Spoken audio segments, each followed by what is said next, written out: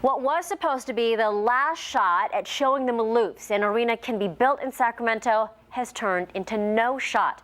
Bob Moffitt live at the downtown rail yards with how the Maloofs' recent activity has now delayed the feasibility study that might have helped keep the Kings here, Bob. You know, for a bunch of guys that profess to want a new arena in Sacramento, these guys seem to have done just about everything you can do to screw it up.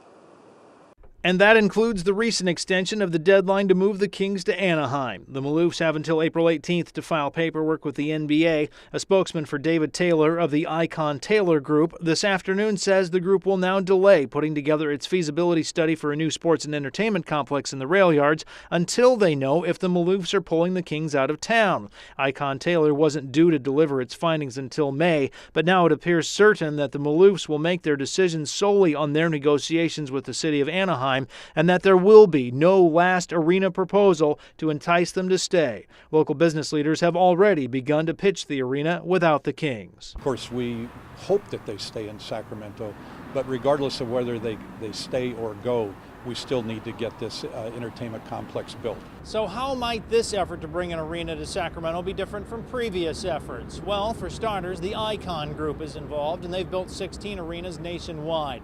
Also, there's more of a push to make this a regional effort instead of just a Sacramento effort. And finally, if there is a ballot measure and the Kings are gone, Joe Maloof will be gone too, and he won't be around to firebomb it like he was the last time there was a measure on the ballot. Though this is more bad news and bad timing where the Maloofs are concerned, it is not a death knell for a new arena. Supporters can look east to the city that has built a new sports and entertainment complex without a basketball team. How ironic it is that it is Kansas City, the city that lost the Kings to Sacramento.